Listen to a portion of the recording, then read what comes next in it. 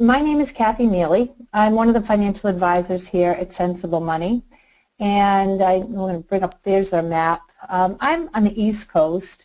I'm in Massachusetts. I'm in a town just north of Boston called Marblehead. We also have another advisor, as you can see, over in California, along with our main office, which is in Scottsdale, Arizona. That's where Dana is located, along with a couple of other financial advisors. And just as you're listening here tonight, with today's technology, this is what allows us to be able to work with clients all over the United States, but still being able to maintain our Sensible Money team approach. So Dana Anspa is going to be presenting our webinar tonight called How to Invest for Retirement. She's not only our founder of our firm, Sensible Money, but she's also About.com's Money Over 55 expert since 2008, and she is also a contributor to MarketWatch as one of their retire mentors. So Dana, with that, I'm going to turn it over to you so you can start a presentation. Great, thanks Kathy. Well, I really want to start off by thanking everyone to take time out of their week and listen to our class tonight. If you have read my articles or followed my newsletters online, you've probably heard me say at some point or another that retirement investing needs to be done differently. And hopefully tonight I'll make my case as to why that is. But first of all, why is retirement planning so important? Well, if you've watched our classes before, you know this is one of my favorite slides. It's really important to get it right. I often tell people that our job is to look out for the 80 and 85-year-old you. And the decisions that you make today have a huge impact on that person. And there's certain decisions that you can make. They're going to make that 85-year-old person more secure. And there's other decisions that you may make today. They're going to make them less secure. Tonight we're going to be focusing on the investment component of those decisions. But you know there are many other components around Social Security and how you take your pension and whether you buy annuities, all kinds of other things that contribute to it. But tonight I want to focus on the investment side because what I find is that when people start to plan for retirement, a lot of times what they're looking for is what we call the perfect investment. It would be safe, it would grow, and it would provide income. And unfortunately, it doesn't exist. Yet we find people email and call, and they're looking for this magic investment solution, as if there's something out there that's going to produce enough yield in this low-yield world, and that's going to solve their retirement income problem. It doesn't work that way. Well, when you look at this triangle here, the way that it does work is that as you move toward the corner of the triangle that has safety, you move away from the other two corners. So if you're choosing an investment that's really safe, it's going to have less growth and less income. And as you move towards the corner of the triangle that's growth-oriented, well, of course, it's going to provide less income and it's not going to be as safe. Now, that works with all three corners, and the whole goal of building a portfolio is finding the right balance between safety, income, and growth, of creating a mix of investments that are as perfect as you can get it. Now, to really capture that, we're going to be talking about a lot of investment basics today. I want to make sure that we're all on the same page regarding certain concepts like what is an index and what's market cap. And we're going to cover those things pretty briefly. And then we're going to spend some time going through investments that fall into each corner of this triangle. And then we're going to talk about 4 different strategies of how you combine these investments. They're the 4 most popular strategies for building retirement portfolios. And we're going to talk about the one that we prefer and why that is. So let's get started. Now, we're going to start by taking a look at the safety corner of the triangle. When you're investing for safety, the great thing is if you put money in the bank, you don't have to worry that you may go down to the bank tomorrow and they're going to say, you know what, I'm sorry, your $1,000 is only worth $800 today. Your principal is going to stay stable. But interest rates are going to change, and don't you wish for those days. In 2000, interest on safe investments like money market and bank savings accounts was over 6.5%. And today, it's nearly 0. As a matter of fact, if we look at that interest rate pattern, here's what we see since 1993. And it's stayed right here at 0 since about 2013. Now, for retired investors who were relying on CD income, they had a rude awakening when interest rates dropped. For every $100,000 you had invested, if you were getting $6,000 or $6,500 a year, it wasn't so bad. But suddenly, your income on that same investment over the following 13 years went down to 0. That is not a strategy you can rely on to produce reliable income in retirement. So we get the idea of the safety corner, right? That's where you put money that you know you need to spend soon. You have to be able to rely on it. But the trade-off is you don't get a lot of yield. And particularly in today's environment, you don't get a lot of yield. In addition, you can lose money in terms of purchasing power. So if you have too much money here, and you actually go to spend it 4 or 5 years down the road, well, inflation means prices have gone up, and so you've actually lost purchasing power. So let's move into the income corner of the triangle. And that works almost exactly the opposite as the safety corner. Income in investment terms can mean a lot of different things. When we're talking about it here, I think of that particular corner of the triangle as when you are making a loan. So you're lending your money out to someone, and that's all a bond is. When you buy a bond, it means you have made a loan. So let's say I have Dana Corporation, and I say, you know what, say I'm talking to Kathy, and I say, Kathy, if you loan me $1,000, I'm going to pay you interest for the next 10 years, and in 10 years, I'm going to give you your principal back. So now the term of the bond is 10 years, and if Kathy holds the bond for that 10 years, assuming Dana Corporation's a sound investment, she'll get her $1,000 back. Now along the way, I agree to pay her 4% interest. So every year, I send Kathy a check for $40. And what happens if Kathy wants to sell her bond in the middle of that term, maybe 3 or 5 years in? Well, if interest rates have gone up, investors look at Kathy and they go, well, you know, Kathy, you've got the bond for sale, but your bond's paying 4%, and the current rate today on new bonds is 6. So maybe if Kathy wants to sell her bond at that point in time, she's only going to get $800 or $900 for it. As a matter of fact, this table shows you how existing bond prices react when interest rates change. So if we owned a bond that was 5 years to maturity and interest rates went up by 1%, we could expect that bond to go down by about 4.5%. As you move out to owning bonds that have longer maturities, you can see that changes in interest rates have a much greater effect on the principal price. Now, this is why you will often see in the financial media articles around avoiding bonds. Well, I don't necessarily agree with those articles because many of the journalists aren't putting it in perspective. This fluctuation that you're seeing here, that we will see if interest rates go up, only matters if you're not planning to hold the bond to maturity. So it's only if you own a bond that's 5 years to maturity and interest rates change and you want to sell the bond at that point. If you plan to hold the bond to maturity, you know exactly what you're going to get. And at any point in time, you can calculate something called the yield to maturity on a bond. So there's a big difference between owning a bond fund, which is a pool of bonds inside of a mutual fund, where you will see this type of change in the principal value of the fund and the share price, and owning an individual bond or a package of individual bonds that you may have bought on purpose because they are going to mature at a point in time where you need to spend that money in retirement.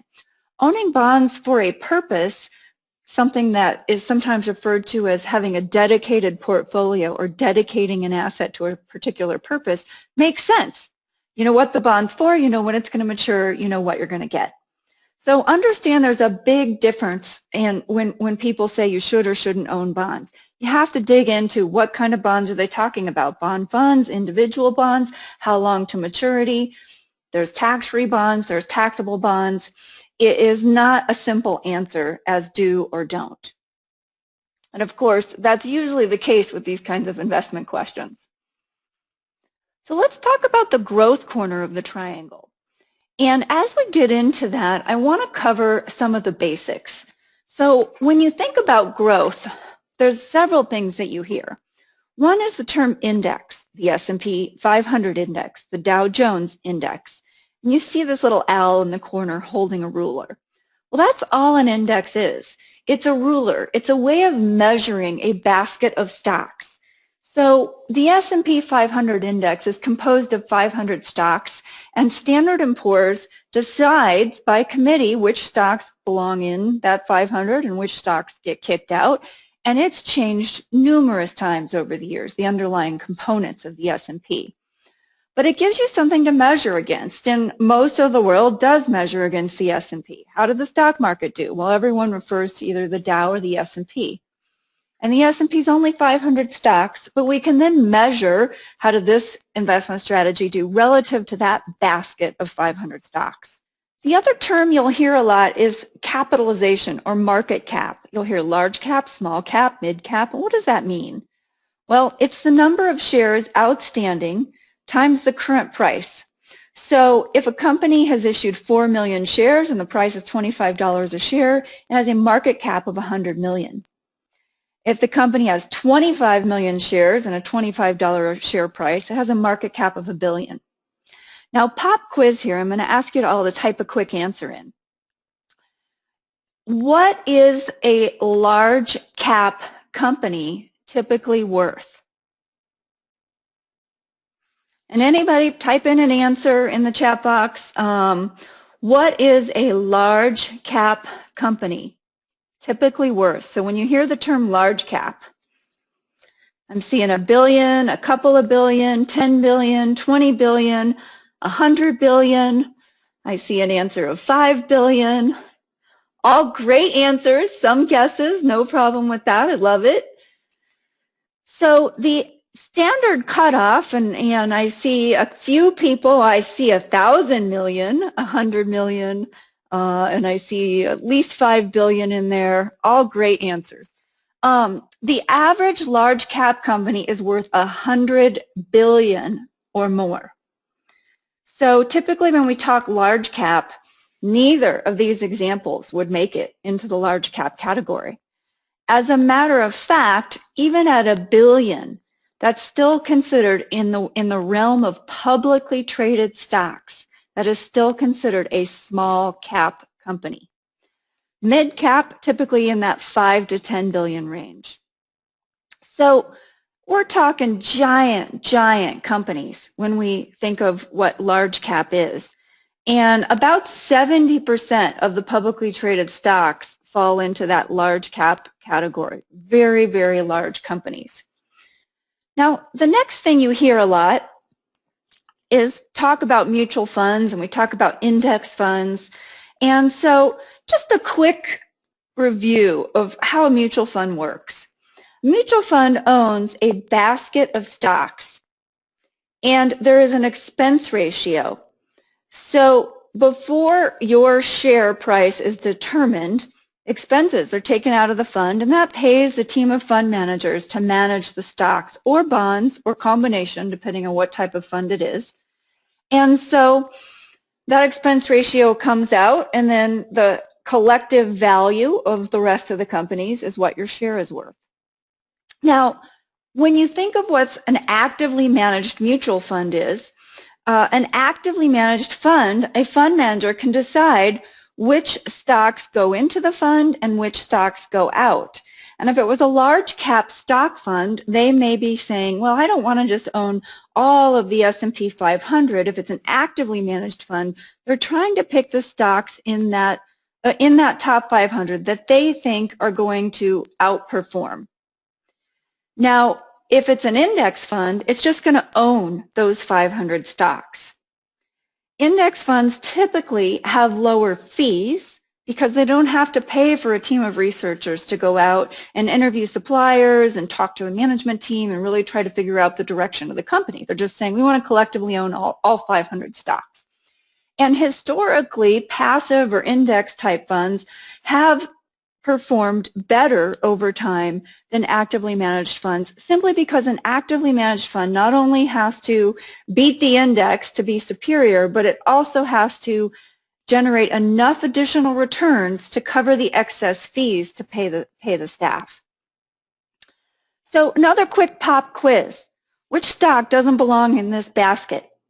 So let's say this is a large cap stock fund.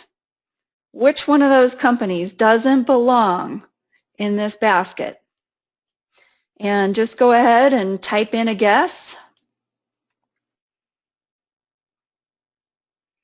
Oh, you guys are good.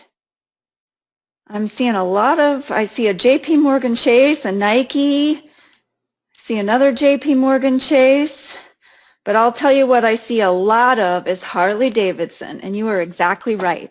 So all of the stocks listed there belong in the Dow. The Dow Jones Index is only 30 companies. Harley Davidson is not considered a large cap stock. And I added it in there. For those of you who don't know, I ride motorcycles, and I actually own a Harley Davidson, a Softail Slim. So all of those who answered Harley Davidson, you got it right. That stock would not belong if this was a large cap stock fund. So when we look at different capitalization and the way mutual funds are structured, different segments of the market don't move at the same time.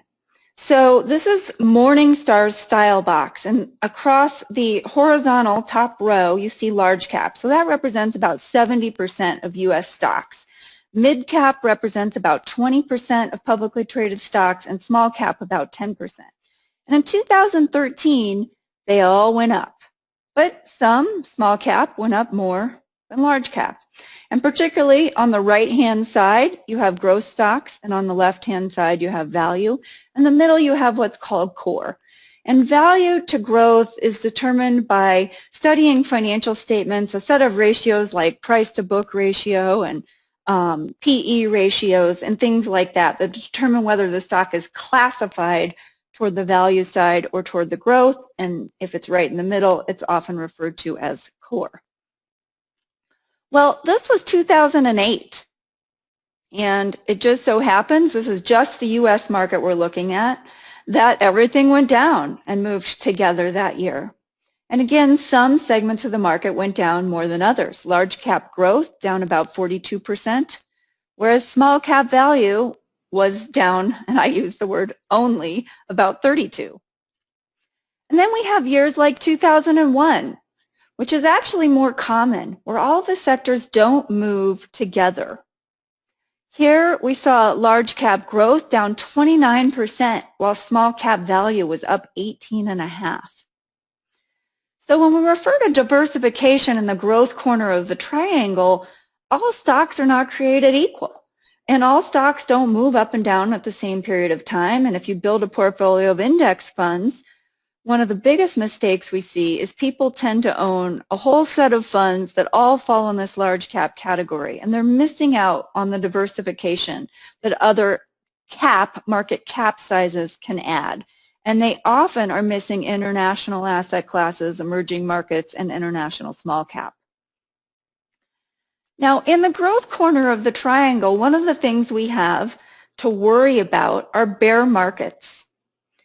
This is just the S&P 500, and if we go and look at the returns from 1926 to 2015, the S&P averaged just about 10% a year.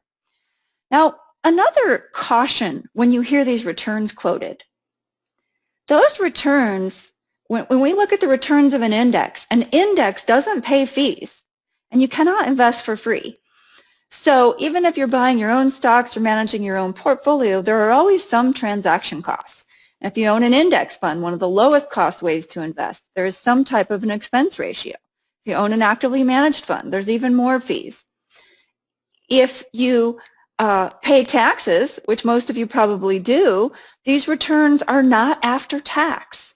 So I think sometimes seeing published returns can mislead people into thinking of these returns in terms of cash that will be available to them, but in reality you would have to ratchet the returns you see down to account for both transaction fees and taxes that you will pay.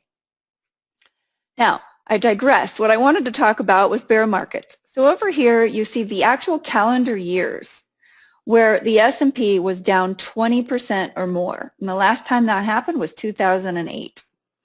Here you see the calendar years where the market was down, finished the year between 10 and 20%. And the last time it had a year like that was 2001. And here you see the calendar years where the S&P finished the year in negative territory between 0 and down 10. And the most recent year that happened was 2000. On the right-hand side, 73% of the time, you see calendar years where the market finished in positive territory, either up 0 to 10%, that was 2015, up between 10 and 20, that was 2014, or over a 20% return, and the last time that happened was 2013. So the thing you have to remember about the growth corner of the triangle is this is to be expected. When market corrections and bear markets occur, it's always a surprise to me that people are surprised. How can you invest in the stock market and not expect that about 1/4 of the time this is going to happen? The key is having an investment process where this doesn't affect you. Trying to time when this is going to happen is incredibly difficult. You would have to make the call as to when to get out, and you would have to make the call as to when to get back in. And numerous research has been done to show that there is no one that historically has been able to make those kind of calls correctly time after time. As a matter of fact, a colleague of ours, Chuck Robinson, told this story the other day. He used to work at the executive level at Northwestern Mutual, and he was talking about when new classes of advisors would come in. And he would ask thousands of them to all stand up, and he would flip a coin. And somebody was supposed to, well, they were all supposed to guess heads or tails. And if they got it wrong, they'd sit down. And he said after about 8 flips, there's only a few people standing. And after you get to about 12 tosses of the coin, you are usually down to one person out of thousands that got those 12, sometimes it's 13, sometimes it's 11, calls in a row correct. He said he would call them up to the front of the room and say, "Congratulations, your performance is outstanding. We're going to run an ad in the Wall Street Journal touting your performance, and people are going to pour money into your new mutual fund." Now, I love that story because it's such an accurate description of the way the financial services industry often markets. Sheer luck of large numbers says that of all the mutual fund managers out there, someone is going to get it right 12, maybe 13 times a year, 13 times in a row, 13 years in a row. And their mutual fund's going to have outstanding performance. But that's luck, not skill. There are so many participants in the market, and they're smart. They went to some of the best schools. They have the best computer programs, and they're all trading on the same information. So trying to beat the market is incredibly difficult. But what you can do is understand the characteristics of safety, income, and growth, and learn how to use those to build a portfolio. And we're going to talk about that. Now, as we start to move away from any one corner, let's look at over time how something like safety, treasury bills, this gray line, has done, and government bonds in the income corner of the triangle relative to stocks in the growth corner of the triangle. If I were just to show you this graph, you go, well, stocks are great.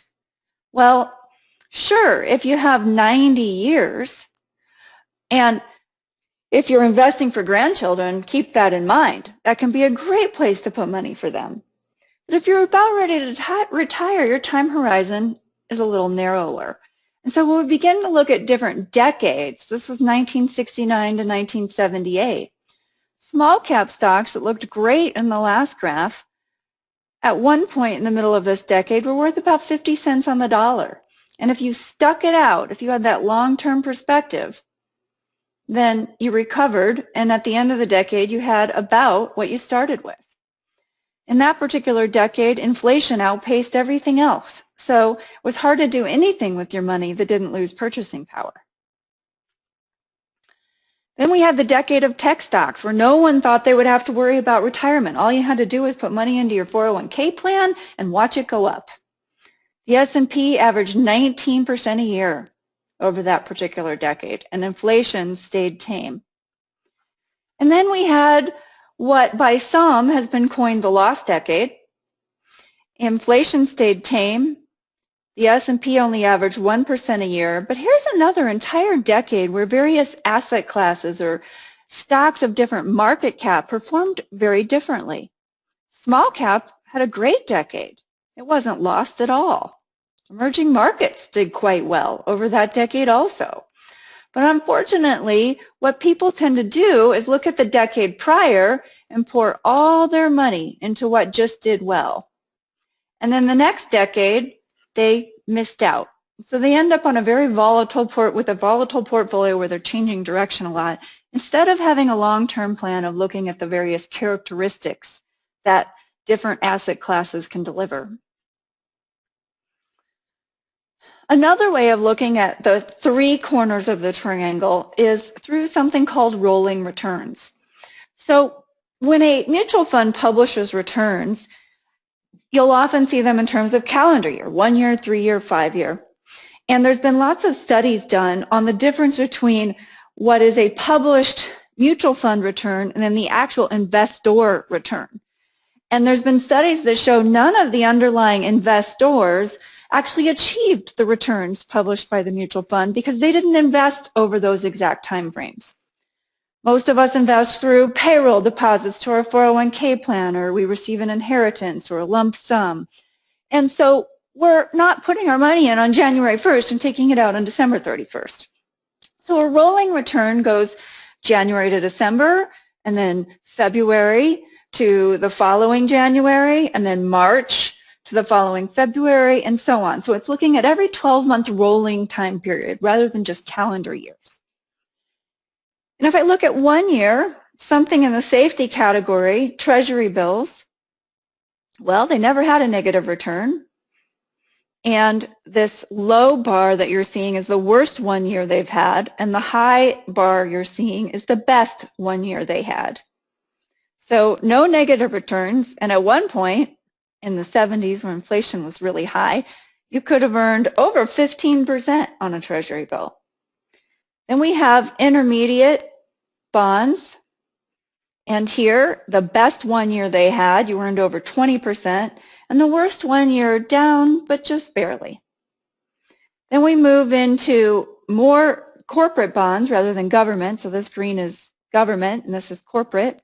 And again, the best return in a single year versus the worst. And now long-term government bonds, still the income corner of the triangle, best versus worst.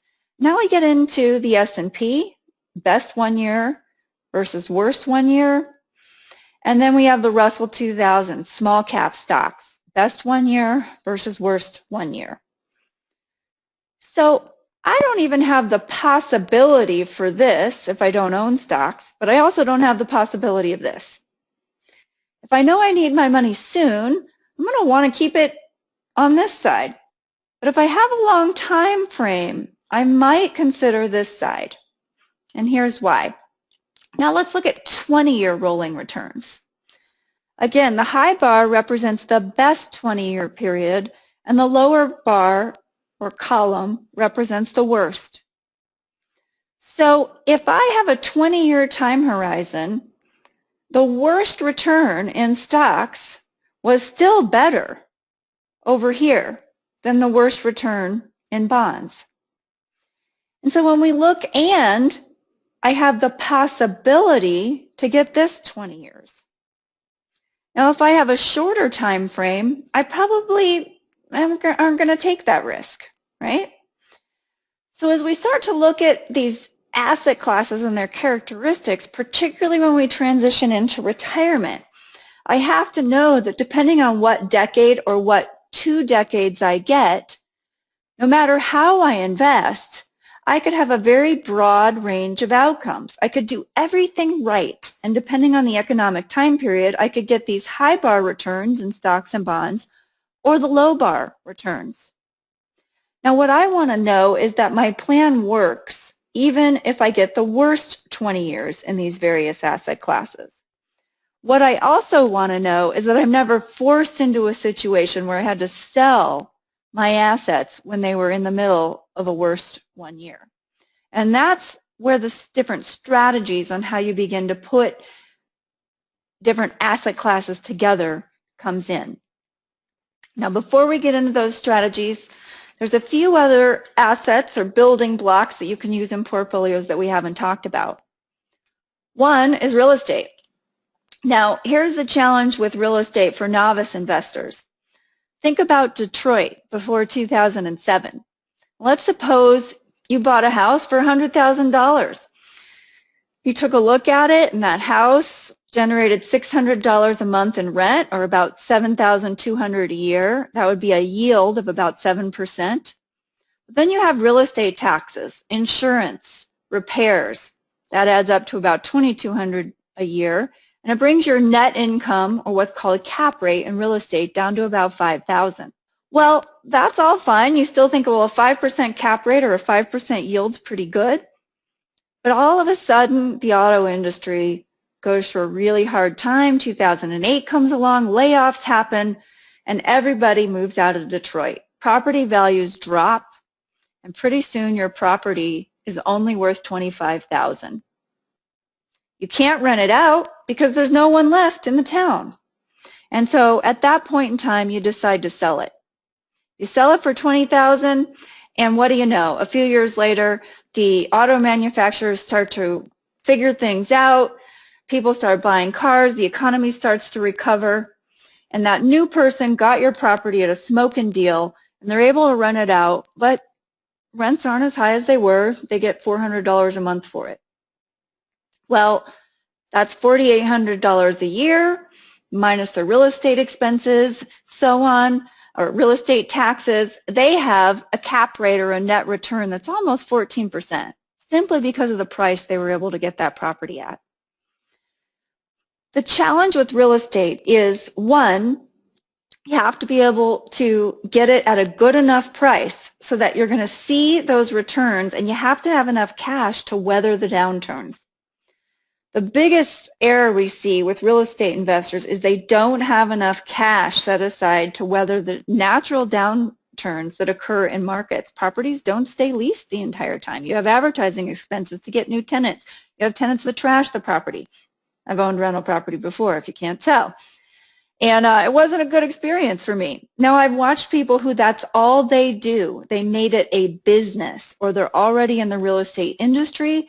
And those types of clients, I think, do really well. And so you have to know, is that your area of expertise? It's a business. It's not just, hey, I'm going to go pick this property up and suddenly, voila, it's going to be generating all this extra cash flow. If you're looking at real estate, you have to make sure you look at it as a business. Now, this graph is another way of looking at both the growth, the income, the safety, and the real estate corner of the triangle. Well, that wasn't a corner, but it would be really a hybrid. Real estate would fall as a hybrid between both growth and income, because you have rents and you have the potential for capital appreciation with the price of the property. So this eggshell blue color represents publicly traded real estate. That would be things like apartment homes, hotels, commercial retail buildings. Now, I'm going to pick that color initially, and you can see that there's some years where it was the highest performing asset class, 2001, and again in 2014. And there's other years, 2007, where it was the worst performing asset classes. Now, 2015 was an interesting year.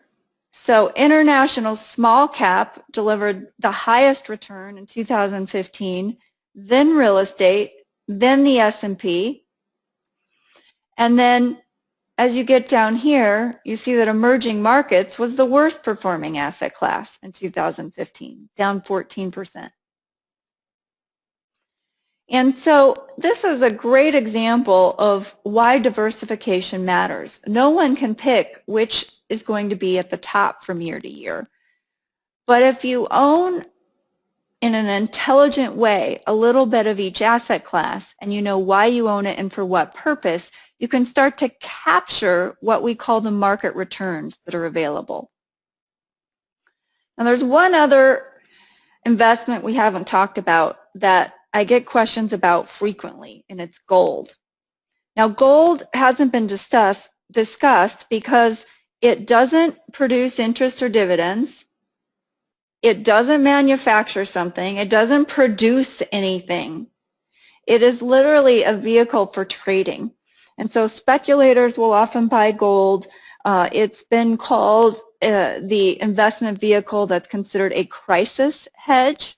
It's actually historically not been a great inflation hedge. Stocks and real estate have been a better inflation hedge than gold. So we don't like gold in portfolios because it's not contributing to the economy. It's not producing a good or service. So it doesn't really fit into any of those categories as far as income or safety or growth. And so we can't find the right purpose to own it for. And if a true crisis comes along, you're not going to be able to own enough gold for it to be an effective crisis hedge.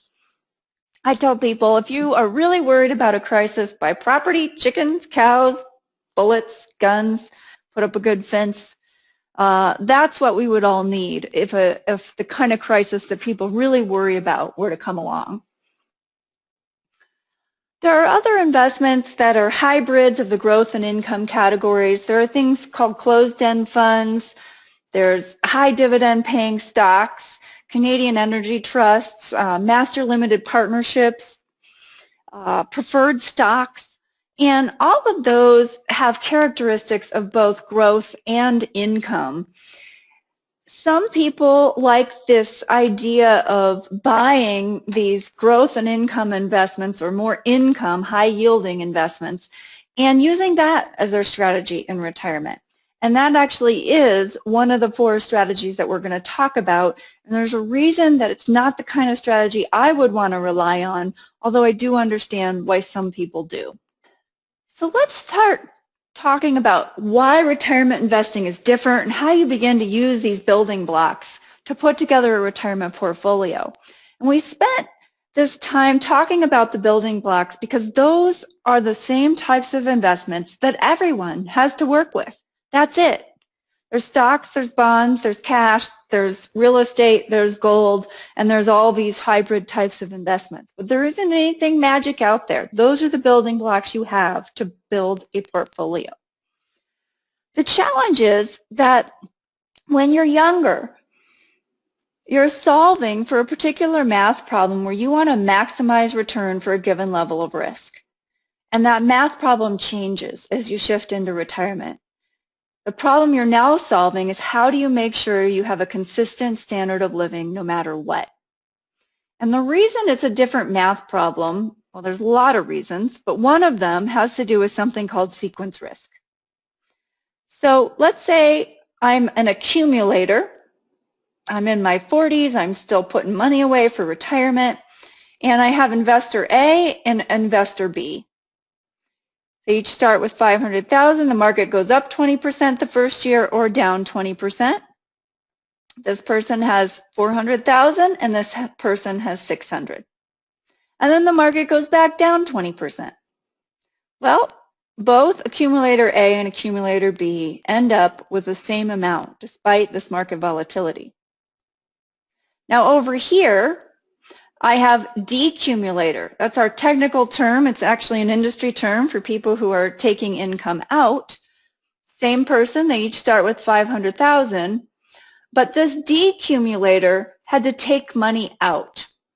And in this scenario, I believe, I can't actually remember how. Some of you math people who can do math on the fly can probably tell me how much they took out, but I believe it was about $40,000. Over here, the volatility affected them very differently. Because they had to take money out, The person where the market went up first did just fine. But the person where the market went down first did not. They didn't have the same amount. So market volatility affects you very differently when you're taking money out than when you're in the accumulation phase. If we look at that in terms of the S&P and actual historical returns, this was 1973 through 1982, and for every $100,000 that you had, the average annualized return of the S&P was 6.7%. And here is the order that those returns occurred in. Well, your 100,000 grew, and if you plugged it into an online calculator and said, well, I think I'm going to earn about 6 to 7%, here's what you're expecting to see. In reality, the path is far more volatile, but you end up with the same amount at the end. But if you're in the decumulation phase, this is the exact same S&P returns, but now you're taking out $6,000 a year. If you plug your numbers into an online calculator, and this is what scares me about those, you're expecting to see this, and you think, oh, I can take out 6% or $6,000 a year, and I should still have money left over. But in reality, because of what's called sequence risk, you're having to take money out when the market's down, here's where you end up. Very different picture than what you may have thought if you plugged things into an online calculator. This is one of the many reasons why you're solving for a different math problem in retirement. Now, the traditional way of building portfolios while in accumulation is a sufficient frontier where we just talked about you're maximizing return for a given level of risk. And as you add stocks to the portfolio, you're taking on more risk, but you're also taking on the potential for more return. And risk in this math problem is typically measured by what's called 1-year standard deviation. How much can the portfolio fluctuate in a single year? So back to that graph that we were looking at where we showed 1-year rolling returns. But this is what the efficient frontier looks like for retirement income.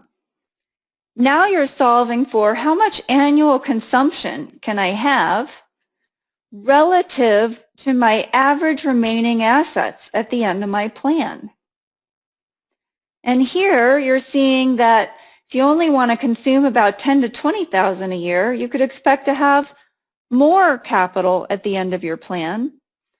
If you want to consume $60,000 to $70,000 a year, you're going to expect to have less capital at the end of your plan. And when done right, if you want to really maximize consumption, you can have a planned spend down of principal, but you still can only spend it down enough. You still need to know you have enough later on, because one of the other unknowns in retirement is how long will you need that income? We don't know. It's what we call longevity risk. So this is clearly a different math problem where we're trying to balance annual consumption with remaining assets, compared to this, where we're trying to maximize return for a given level of risk. When you really start to understand that it's a different math problem, you realize that investing needs to be done a little differently. A lot more thought needs to be put into it when you enter this decumulation phase. Here are some real client examples of someone in the accumulation phase. And this orange line shows their net contributions. They're saving away, and the blue line shows their actual portfolio value. Now, this was 2008, 2009 in hindsight. So when we look at it in perspective, it really doesn't look that bad. Yes, the portfolio was worth less than what they had contributed, but they stuck with their long-term plan, and in the accumulation phase, they ended up just fine. They retired at about here, and you see this orange line start to ratchet down as they begin to take monthly retirement withdrawals. This is someone who was already retired, and in their portfolio they're withdrawing money, and you can see that in this orange line ratcheting down, and then they actually won a lawsuit settlement, and so up here they had a new inflow of capital, but the orange line continues to ratchet down. And you see their portfolio maintained itself. Now, this was 2008 and 2009 for this decumulator. Again, it wasn't pleasant to live through. Their portfolio value was less than what they had invested, but they stuck with the plan and they're able to sustain their lifestyle and their withdrawals just the way that we had projected because they had a plan and they weren't speculating. The goal of this process is to shift from what you cannot control and yet the media focuses on over here to the things that you can control. And investment risk and how you put your portfolio together is a huge component of that. When we take all those building blocks and start turning them into strategies, there's 4 main strategies. Now, there's probably many more, but most of them are a derivative of one of these 4 that we're looking at here. On the left, you see total return. That's typically where you're maintaining a static allocation, 60% stocks, 40% bonds, and you're using something called systematic withdrawals. So you're selling equal portions of each asset class as you draw down. And you're rebalancing back to that target allocation. This approach works quite well in stable or rising markets. And assuming we get even the best 2/3 of historical market returns, it's an approach that's likely going to work well for many people. Then there is the income-only approach, where you want to buy high-yielding, those hybrid investments that we talked about, like preferred stocks or high-yield bonds, and you're only going to spend the dividend and interest income generated. The problem is companies can cut dividends, and we'll talk about that in a minute. It becomes hard to rely on an income, just like we saw with the CD rate, it's going from over 6% down to 0. Well, your dividend can do the same thing. And when you're retired, that doesn't provide the kind of stability or consistency of outcome that you're likely to want. There's the guaranteed income approach, where you buy annuities. And all annuities are not created equal. There's fixed annuities, immediate annuities, and then there's what are called variable annuities or index annuities that come with guaranteed income riders. What they do all have in common is they guarantee a particular outcome. Annuities are insurance, and so I fit them in here because I believe they fall on the income side of the triangle, but don't make the mistake of calling them an investment. You are insuring an outcome when you buy an annuity. An annuity can be a good piece of a well-thought-out retirement portfolio when they're purchased for the right reasons and for the right purpose. And then there's an approach called asset-liability matching. This is an approach that pension plans have used for years, where you match investments to the point in time where you're going to need to use them. We talked about that when we looked at bonds having maturity dates.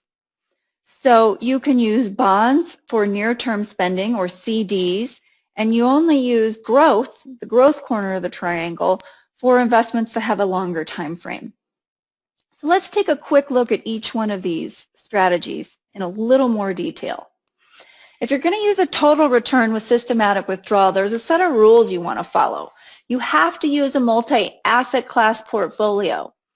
We talked about what capitalization means, and so you would want exposure to large cap, small cap, large international, small international, emerging markets, REITs, bonds, CDs. That is a multi-asset class portfolio. You don't want any more than 80% stocks and no less than 50.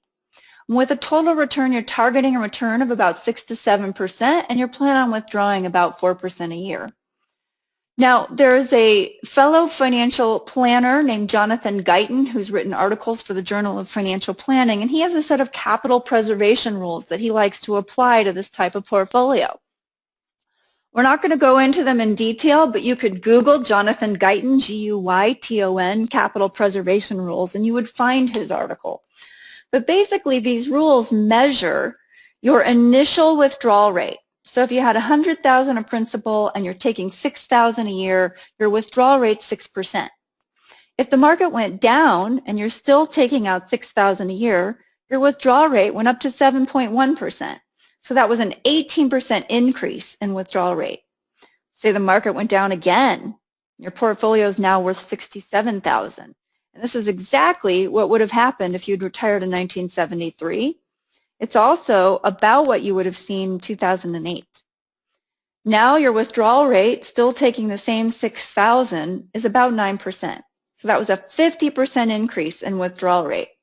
And his rule says when the withdrawal rate gets too high, 20% more than it was initially, when you cross that threshold, you have to take a 10% pay cut. So you would take your pay cut and your $6,000 of income would go down to $5,400.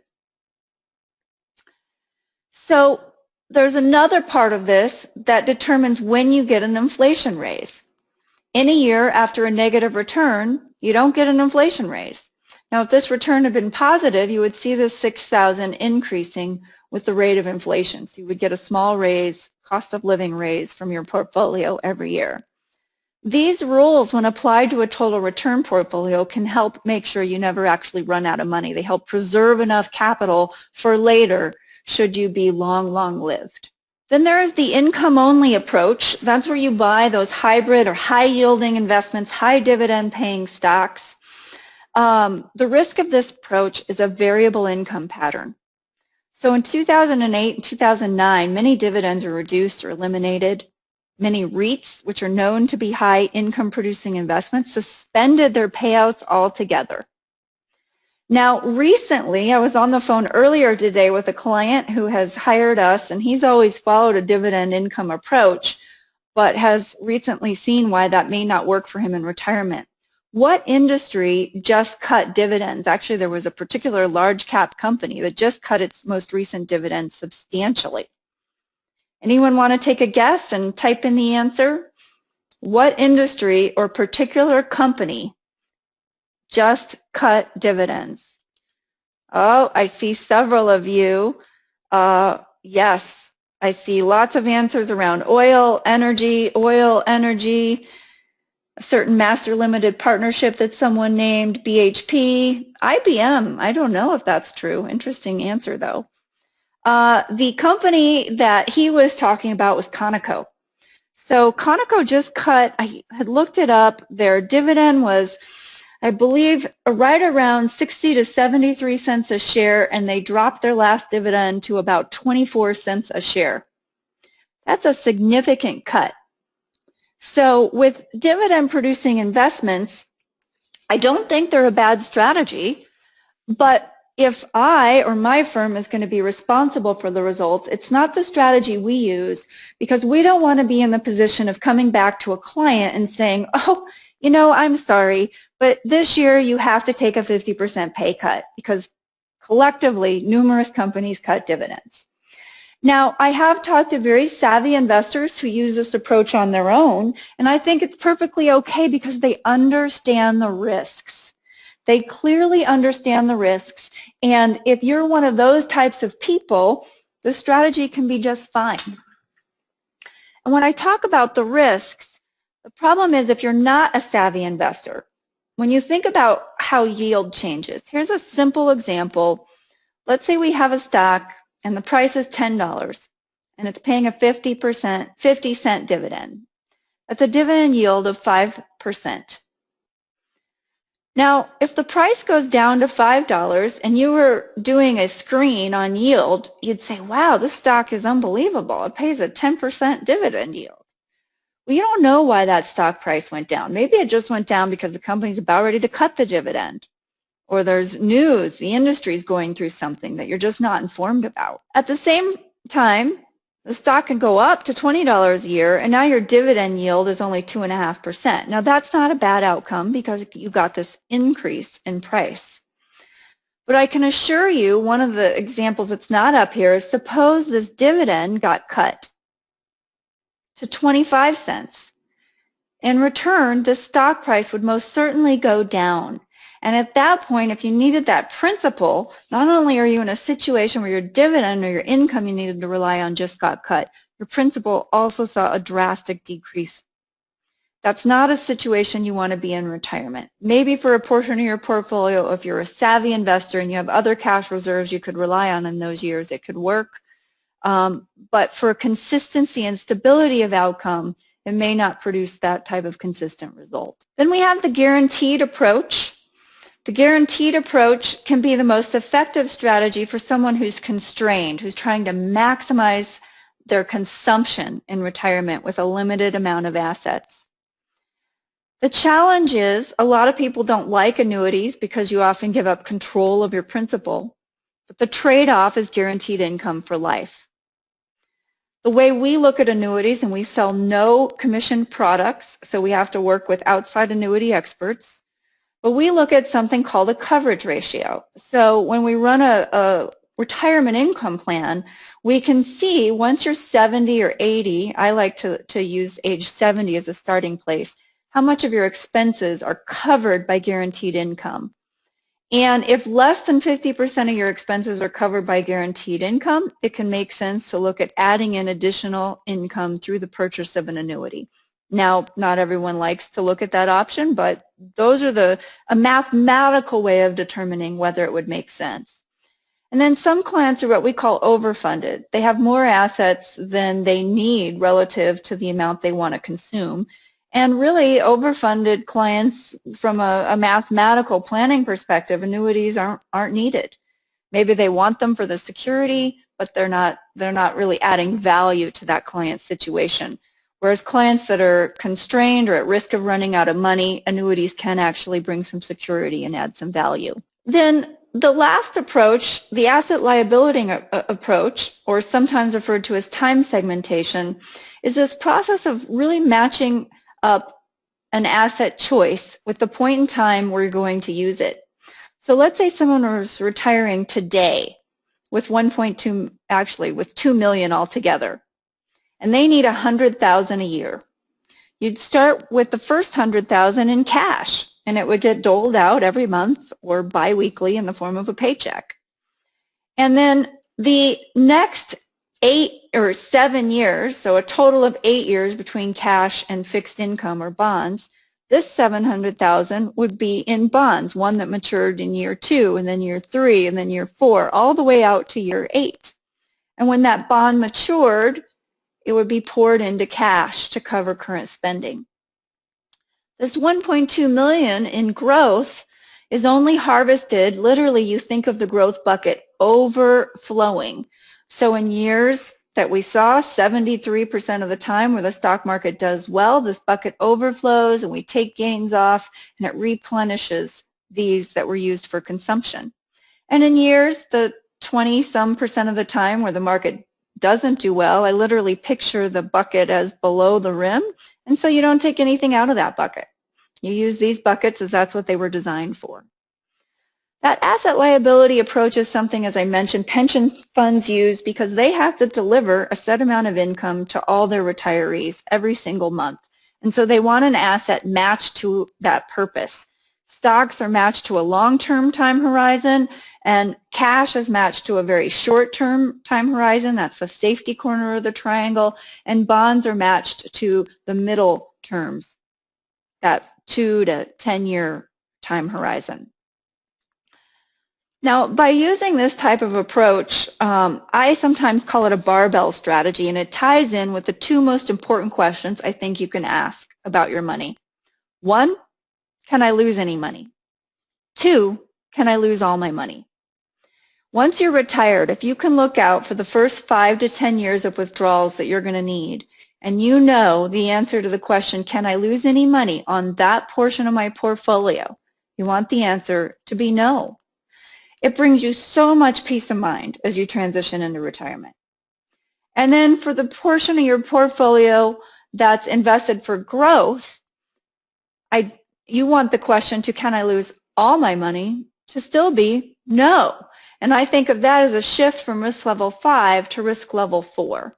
So if you own an individual stock, can you lose all your money? Yeah, you can. But if you own a portfolio of index funds, and if it's a globally diversified portfolio, you have exposure to nearly 15,000 publicly traded stocks. The answer to can I lose all my money is pretty much no. Now, I tell people it is theoretically possible, but if that were to happen and every single one of those publicly traded stocks went bankrupt or under at once, we got a lot bigger problems on our hands. We're probably not worried about our portfolio. Now, this asset liability matching approach can be tested, and one of the ways we test it is by working with our partner, our investment partner, Asset Dedication, to run what's called a critical path. So in this scenario, you're seeing a series of yellow crazy lines, what I call a spaghetti chart, which happens to be my very favorite chart. And each line represents an actual path that somebody's assets or portfolio would have taken. And that was created by sending asset dedication. Here's this person's lifetime projected deposits, and as they're nearing retirement, their lifetime withdrawals. So accounting for inflation, Social Security, pensions, everything, what are they going to have to withdraw from their portfolio every single year? In some years it's more because we might have a car purchase or funding the grandkids' college, and some years it's less. All of that's accounted for. When we send that entire lifetime pattern of withdrawals, we can go back and say, okay, well, if we had used this approach of creating a bond ladder, what's called an income ladder for near-term withdrawals, paired with a stock or growth portfolio, how would it have held up? So we retire the person in 1927, probably this line, and then 1928, and then 1929, and then 1930. And so you can go back and test how this portfolio structure would have held up as if you retired every single year starting in 1927. Now, in some of those years, it didn't work. Obviously, retired in the Great Depression, that's what most of these lines are. Portfolio ran out of money. Now, that's assuming you made absolutely no changes. You kept taking your inflation raises, you kept buying the cars, and so on. So small adjustments in spending can shift even these worst case scenarios up to where they at least lasted for the time horizon of the plan. But notice in most of the scenarios, the yellow lines finished with far more principal than what this retiree started with. And that was counting on them taking the withdrawals that they had planned to take all the way through life expectancy. Now, as people go forward with this portfolio structure, we then track. You end up with only one yellow line, and whether you're working with us or doing it on your own, you have right now in your life a whole possible set of outcomes that look like this, depending on the investment strategies you use and the particular economic times we encounter. That's a broad range of outcomes, and over time, you will end up with one yellow line. We track this portfolio relative to someone's goals. And it's how we know when to harvest the growth portfolio or when to make some of those inflation adjustments, the capital preservation rule, or when to take a raise for inflation or when to take a pay cut. Can be measured by what was your path that we expected or a worst case path here, and are we ahead or are we behind? Now, when I think about those four strategies, total return, income only, using guaranteed income approaches like annuities, and using more this asset-liability path or asset-liability matching, they can be combined. They're not mutually exclusive. You can follow a certain type of investment approach and add in an annuity, or you can add in a bond ladder, or you can structure your growth portfolio with low-cost index funds so that it's only the long-term portion of your portfolio, and you can have a process in place to harvest it when it does well. They're not mutually exclusive. The particular approach we use with clients is the asset-liability matching approach, and that is the only approach we'll use, although we will add in annuities purchased from outside vendors when they're appropriate. It's the only approach we use because statistically it has been proven to hold up better under a worst case scenario, and we look at our job as to deliver the retirement paycheck that we laid out in a client's plan. And if that's our responsibility, I want to use the approach that I know has the best odds of delivering that goal regardless of market conditions. I don't want an approach that only holds up if we get average or above average market conditions. If the historical market average was 10% half the time, that means the returns were lower than that. And I don't want a portfolio that only works half the time. Not the way I would want to retire. Now, some of the challenge is that humans are not wired for this type of disciplined investing. When people follow their natural instincts, they tend to apply faulty reasoning. I've done it myself. I've traded stocks. It's funny how our emotions start to creep in and we make these mental errors. As a matter of fact, historically, we all think that we're above average. Retirement is not the time that you want to apply faulty reasoning, and one of the things I think, or one of the reasons I think it makes sense to have higher coverage ratios and a more stable portfolio approach later in life is because cognitive decline sets in, and it's real. I see it with my clients. And so not only do you have our natural tendency to not make sound investment decisions because our emotions creep in, but then cognitive decline can compound that. And I've watched people make crazy decisions with their portfolio or crazy spending decisions in retirement. And it's hard. That's a hard thing to see. You want a process in place and a plan in place that helps protect your spouse if you're gone, if they're not the financial decision maker, and that helps protect you. It's really about shifting to this side of the drawing where you want to use discipline and rebalancing and diversification. You want to stay away from emotional decision making. You definitely want to stay away from CNBC, and don't follow the neighbor's hot stock tips. Now, I don't know if any of you have ever listened to Garrison Keillor, but Lake Wobegon was one of my favorite radio shows, and I loved it because it always starts off, well, that's the news, or I should say it finishes with, well, that's the news from Lake Wobegon, where all the women are strong, all the men are good looking, and all the children are above average. It's a perfect example of how humans aren't naturally inclined to make smart investing decisions. Numerous studies have shown that we all think that we are above average. So they've done studies in both Sweden and the United States where they ask people to rank and compare their driving skills. Guess what? In the U.S., 93% of the people said they were above average. Well, obviously, that can't be the case. Only half of us can be above average. Now, you'd think teachers would know better, but no. They surveyed faculty at the University of Nebraska, and 68% of them said that they were in the top 25% for teaching ability.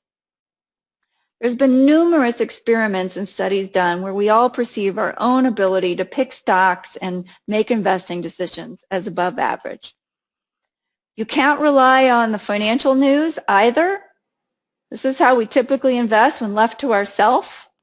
We read the news, one of my favorites. They say the pilot has indicated we are going to experience a little turbulence. Please fasten your seatbelts. When the market news comes out and says that, we go, we're going to die. And this person comments, he's a financial reporter. Here's how that plays out in real life. This was 1996, smart money, best 7 mutual funds. Then we look at how those mutual funds performed that year. Well, you should have just bought an index fund. You would have averaged about 23% compared to smart money's top picks. But we see people invest this way. August 1997, Money Magazine said sell stock now. That was right before the stock market took off in 1998. And then May in 1999, right before the market crashed, Money Magazine says tech stocks, everyone getting rich. Here's how to get your share. Kiplinger's, which is a publication that I absolutely love, and to their credit, they published the results of their own picks. And this was in 2006. So they had picked mutual funds the year before, domestic and then international. Well, their picks on average averaged about 13%, index funds or index returns about 15%. And in their foreign stocks, again, you saw that differential. I got to give them credit for publishing the results. And then we mentioned that studies have shown that index funds or low-cost funds have performed better historically. This was the Wall Street Journal, and this was actually a study published by Morningstar that shows that using low-fee funds as a guide to what investments you pick delivered better results than even Morningstar's own star rating system. So star rating tends to look at past returns and what's called load-adjusted, meaning fee-adjusted returns. The reason this works is our human tendency is to want to look at historical returns instead of looking at the characteristics of the asset class. And that's the difference with the asset-liability matching approach, is you're looking at the characteristic of the asset class, safety, income, or growth, and you're placing that investment in the portfolio for its underlying characteristic, not because of what it did last year or what it did over the last 5 years. The challenge with market and market timing, of course, is that For every buyer, there's a seller, and both think they're making the right decision. I also want to share one of my favorite quotes. I heard Gene Fama Jr. speak. Most of you probably don't know who he is, but Gene Fama Sr.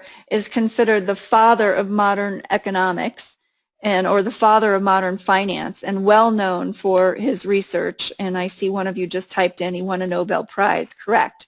Junior is his son, and he made the statement once at an event that your money is like soap. The more you handle it, the less you have. And that certainly applies to how you're building your retirement portfolios. You want a strategy that you stick with over time. You don't want to be changing lanes every other year, trying something different. That costs fees, it costs taxes. It's not the thing to do as you enter retirement. Now, if you're seeking professional help, I love this cartoon. Our financial advice is free and it's worth every penny of it. I do agree with that statement. There's a lot of places out there that will offer a free financial plan, and that's about what it's worth. Matter of fact, we just had a situation with a Southwest pilot that was retiring and had a decision to make with about $2 million of Southwest stock. He had to decide on something called net unrealized appreciation. And he decided to hire both us and a very large, well-known firm, and I'm not going to mention their name, but the financial plan they ran for him was honestly a joke. He brought it into us and he said, I could have done this myself. He used very simplified tax assumptions and it was just flat out wrong. And I see that prevalent in our industry. Incorporating the types of tax planning that you need to incorporate when you transition into retirement is critical. You need after-tax income to spend. That's what you can take to the grocery store, is after-tax income. And a lot of programs simplify the assumptions and they don't get it right. Now, sometimes I joke around, if you're seeking financial advice and you go to someone that only has a hammer, of course, that's what they're going to tell you that you need. These are very different tools. We are what's called fee-only financial advisors. As I mentioned, we cannot sell commission products. And the nice thing about that is we can evaluate each financial tool and understand its purpose and where it fits and where it doesn't fit. And most financial tools out there are great when they're used for the right reasons. The challenge I have with the industry is a lot of times people have only one tool and they sell it as if every problem needs a hammer, and that is a problem. So we're going to open it up to questions, and as we're doing that, if you do want to know more about our services, they start with a complimentary phone or web conversation, or in person if you're local. Our office is here in Arizona, but we work with clients via the web all over the country. And prior to that, we ask that you fill out a set of online pre-meeting questions. So if you'd like us to send you a link to those questions, you can email the letters PMQ in the subject line to info@sensiblemoney.com, and Jody will respond with an email that tells you a little bit more about how we work with clients, and it'll have a link to these pre-meeting questions. You can also find the link by digging around on our website at sensiblemoney.com. So with that, hopefully Kathy will be able to jump online or verbally here with us. And I'm here. All right. Good. And as Dana said, if you have any questions, just go ahead right now. You can type them into the box. We've had a few coming in, so I'll start there, Dana, and we'll go through those. But again, just type in your questions. First one is when we were talking about asset liability matching approach. Question is, if you have a large pension or an annuity for income acting as your floor, would you allocate more of the investable portfolio to stocks? If so, how much? How much more than 60%? That's a great question. So a lot of it depends on your spending needs, right? So if your pension income covers all of your spending needs, then the financial asset component of your portfolio, we have to determine what is it you want to use it for. Is it a legacy asset? Are you leaving it on to your children? Do you want it there for extras, for healthcare expenses that may come up, for vacations? And so once we understand the purpose, that's what drives the underlying investment recommendation. So if you said, I don't want to touch it and I want to leave it all to my grandchildren, well, then yeah, maybe more to stocks would be the appropriate choice. But if you said, well, I'd like to be able to use about 10,000 of it a year for an extra vacation if that's what I wanted to do, well, then that 10,000 a year could be placed into that income or bond ladder, and whatever wasn't used for that purpose would then get allocated to the growth bucket or stock portion. So it's really driven by your goals. And the other thing that plays into the planning process is when you have a large pension, you are often at choice. You're obviously not going to run out of money one day. So you can look at your financial assets and make two very different decisions, and people will make very different decisions. One might say, well, I don't need to take risk. I'm covered, so I want my portfolio invested very safely. And the other might say, well, heck, I can afford to take risk because I got this pension over here, and so I'm going to invest it very aggressively. So your own values come into play related to that decision, but the way we approach it from a mathematical standpoint is determining what the purpose is and then saying, well, here's the characteristics, the investments that most line up with that purpose. Once we've determined that, then let's apply to your values to tweak it more one way or the other. Great. Next one is, do you act as a fiduciary, a registered fiduciary? Yes, we are considered fiduciaries. So, and the reason I answered it that way is there is actually a licensed fiduciary that certain trust officers get. That's not what we do, but we are fiduciaries. We must act in our clients' best interest. And so the answer to that question for the way we practice is absolutely yes. Great. Dan, a couple questions about pensions and lump sum and annuities. First question is, I will need income when I retire in the next 2 years. Part of my pension allows a lump sum. If I need income, does it still make sense to take the lump sum payout? And along with that question, too, was why do some investment firms really push to take the lump sum versus an annuity? The second part of that question is easier to answer than the first. So a lot of firms push for the lump sum because they want to manage your assets. And so, they have skin in the game. If you take the lump sum, they get to manage the assets and collect a fee off of that. We're no different, but we are full disclosure, and our answer to that is determined by mathematical analysis. So we have a giant spreadsheet where we can compare lump sum versus annuity option from your pension plan, run it out over time, look at what rate of return your annuity is offering, and I would say most of the time our recommendation has trended toward people taking the annuity option. Would you agree with that, Kathy, for all the clients we've worked with? Absolutely. There's only been a very small percentage that the lump sum looks better than the annuity.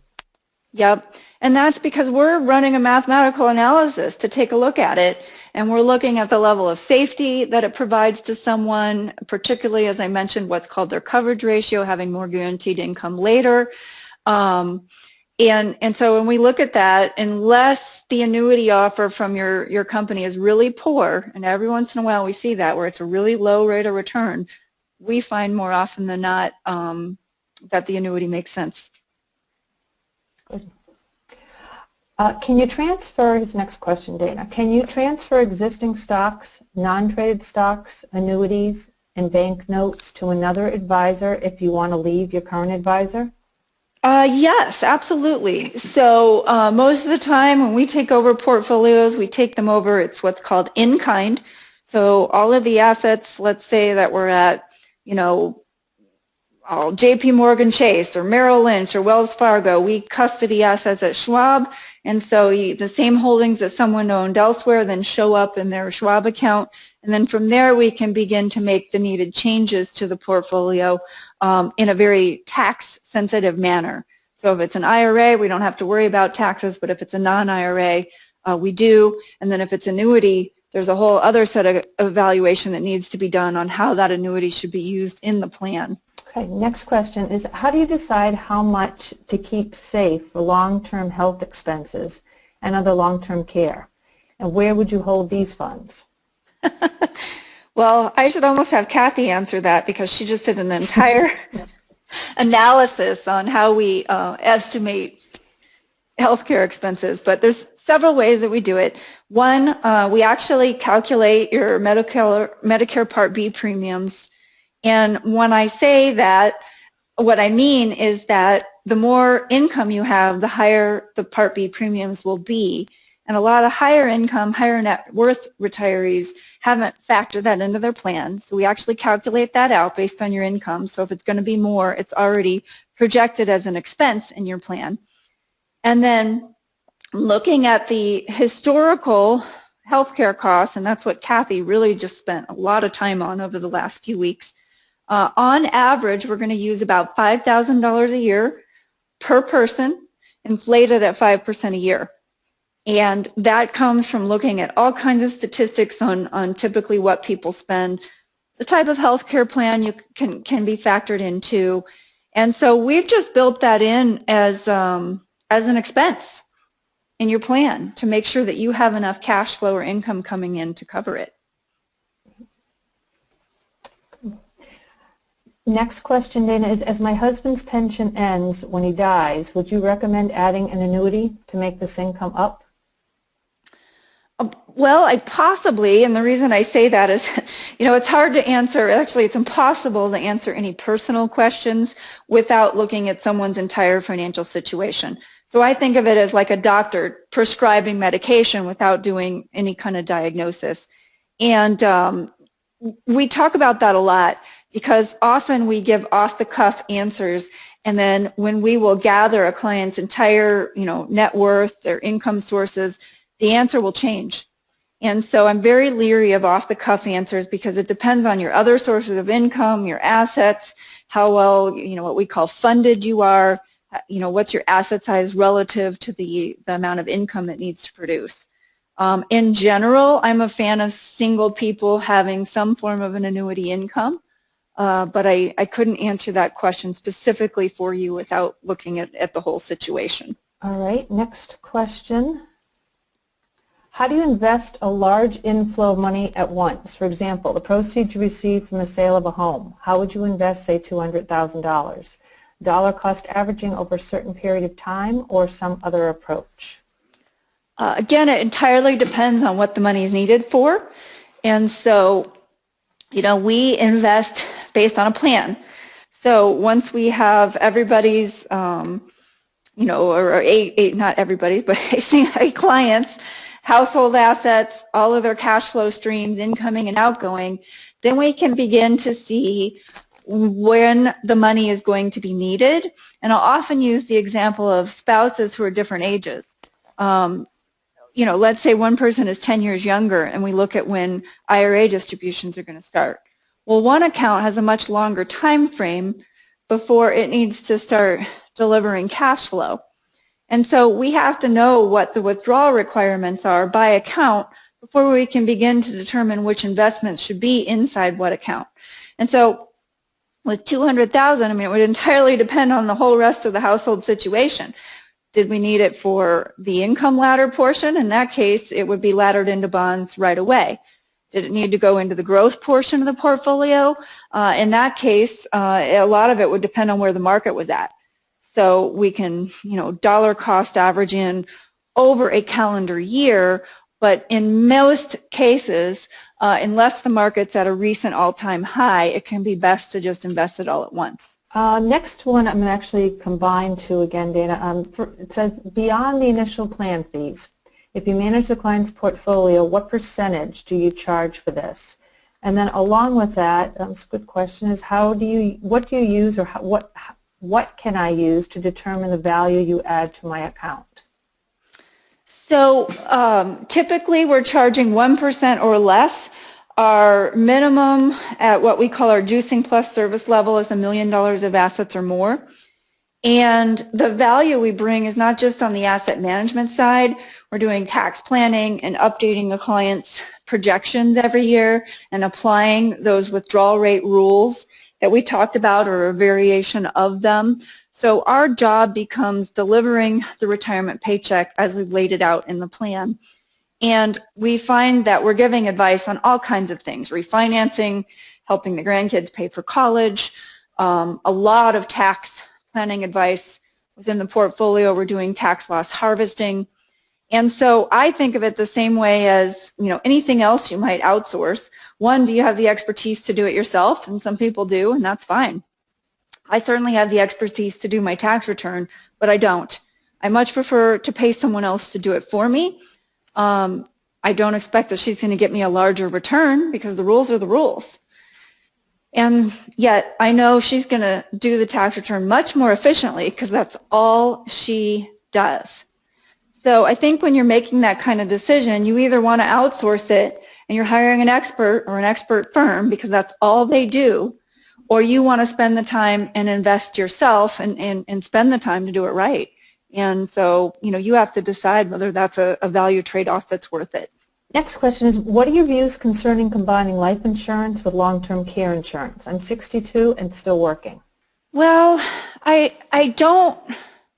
have not taken a deep dive look at those products. What I mean by that, when you're looking at hybrid insurance products, you can actually break out the different components and figure out what you're paying for life insurance, what you're paying for long-term care, and I have not done that kind of analysis. I have done that kind of analysis on various types of annuities in the past. So when it comes to those products, I'm not comfortable giving a flat-out, don't use them kind of answer. I will say I've seen some good industry articles that say, if you don't need life insurance, why are you buying a product that has that cost built in? And so you really have to break out your needs. Do you need one or the other? I've also had a conversation with a long-term care agent that I really like and trust and that we work with quite a bit. She is a fan of those types of products. In certain cases, particularly, they can be easier to qualify for the long-term care benefits. So in some cases, it can be a cost-effective way to get the coverage. But again, without knowing your situation and looking at the specific product that you're looking at, it's hard to give anything but a very general answer. And that general answer is, I don't know. Yep. All right. This is a good question. So please say some soothing words to mitigate the sting from 2015-16 stock market declines. So we looked at the bear market statistics, and one of my favorite finance writers is Jeremy Grantham, and he called what we were going through a garden variety bear market. I actually don't think the S&P even entered bear market territory, which is where the market's down 20% or more from its previous high. So, the soothing words we would offer is it really wasn't of concern to us at all. The only reason it should be of concern to any of you is if you had money in stocks and you need to sell something now and spend it. And the analogy I use most often is the one of our homes. Most of us own property or a residence. And when we went through 2008 and 2009 and our home was worth half of what it had been worth the year before, we didn't say, oh my gosh, I should run out and sell my house. Maybe I shouldn't have bought it in the first place. We look at our home as a long-term asset, and we knew that over time it would recover its value. And that's really what the stock portion of your portfolio is for. It's a long-term asset. Over time, it can deliver a very broad range of outcomes, and you have to be prepared for that. And if you're evaluating it on a short-term basis, that's not the right criteria to use. It's not a short-term asset. Next question is, can you structure a plan for me and then I'll manage the assets according to the plan? We can structure what we call a retirement income plan, which lays out a projection of where we think you'll be and how long your money will last, and incorporates inflation and spending. But it doesn't get into what we call buy-sell level investment advice. Buy this fund, sell this. That is up to someone to do themselves unless we're doing it for them. And we are moving more and more away from just doing the planning side and more into the holistic, investment management side, just because we find that people don't and I hate stereotyping because I have a few clients that are very sophisticated investors that manage their portfolios on their own quite well. But as a whole, we find that people don't make the greatest decisions on their own. So we just prefer to say we're responsible for the results or we're not. And this question, Dana, is about your book. Is your latest book available yet? Is it in print? Where can it be purchased? So my latest book, Social Security Sense, is available for download from a website called smashwords.com. Smashwords.com. And it covers all of the new Social Security rules. I am working on a revised version of my book called Control Your Retirement Destiny. My target date was March 30th, but as we were just talking about at our staff meeting this morning, I've had trouble carving out the time to get it done. But I do plan on getting it done, and hopefully in the first half of this year. And Social Security Sense will also be available very shortly on Amazon. So I'm working with a publisher right now to get it into hard copy format, and then it can be downloaded onto Kindle from Smashwords, but more people use Amazon, so we're going to move it onto that platform also. And I'm sitting here smiling because we're trying to give you some more time to write that book. Get it done. I'm just let me look, see. I think there's a couple more. There's a couple of individual ones that we will address you afterwards. But I think that's it, Dana. Let me just, last one is, could you repeat the minimum asset amount you require of a client and fee cost? Yeah, so right now, we cover all of that in an introductory meeting. But just to kind of explain the two services that we offer right now, every new client that comes in, we collect a $500 deposit, and we typically start with what's a financial planning only agreement, meaning we're starting to build a retirement income plan that is delivered over a series of strategy meetings, and we want to build that plan before we decide or before you decide on the investment management piece. And so we quote the price of that plan based on the number of hours that it's going to take us. And we are in the process right now of raising that hourly rate from $150 to $200 an hour. So typically you're going to be looking at a price, it's about 20 hours, usually it's more, but we're looking at about $4,000 to go through the 3 strategy meetings and build the retirement income plan. Now, if someone hires us on the investment management side, so now it's our responsibility to update that plan every year, do all of the tax projections and tax planning that are needed, and manage the portfolio, then what happens is we waive everything but that $500 deposit. So we waive the rest of that planning fee. And instead, we take over the investment management piece. The rate starts at 1% at $1 million. And then our largest client has about $8 million in assets and pays about 45 basis points, which is just under 0.5%. So the larger the household asset size, the lower the rate. One question, are you a fan of Motley Fool? I used to be, and I haven't read any of Motley Fool's stuff in a long time. So I just am not up to date on their current offering, so I don't know. I think, well, then they keep coming in. This last one just came in. When you build a bond ladder, how are the bonds chosen? So we work with Asset Dedication. Their bond trader, Jeremy Fletcher, used to run American Century's bond fund. It was one of the top performing bond funds during the time frame that he was the manager.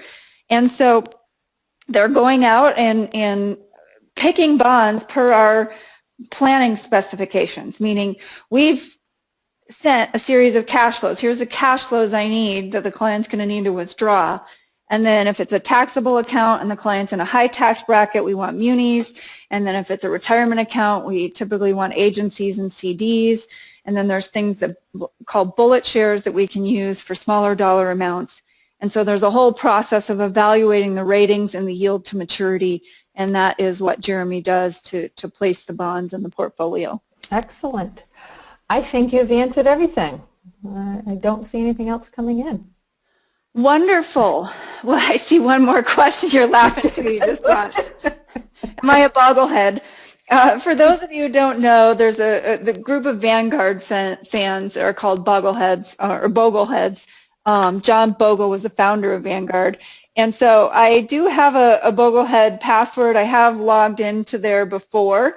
And so occasionally I'll pop into their chat rooms and answer questions or post things. But I love that group. And they've actually emailed me with corrections on some of my articles before, and I can't tell you how much I appreciate it. It's a really sophisticated group of people that log into that chat room. So I think the answer would be yes. I'm a fan, at least. Good, good. I think that is it. Got a lot of thank yous, and it was wonderful that we were able to get everything answered.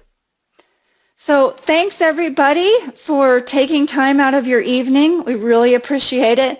Feel free to email info@sensiblemoney.com if you want more information. And if we didn't get your question answered, Kathy will follow up with you. Great. All right. Good night, everyone. Good night, everybody.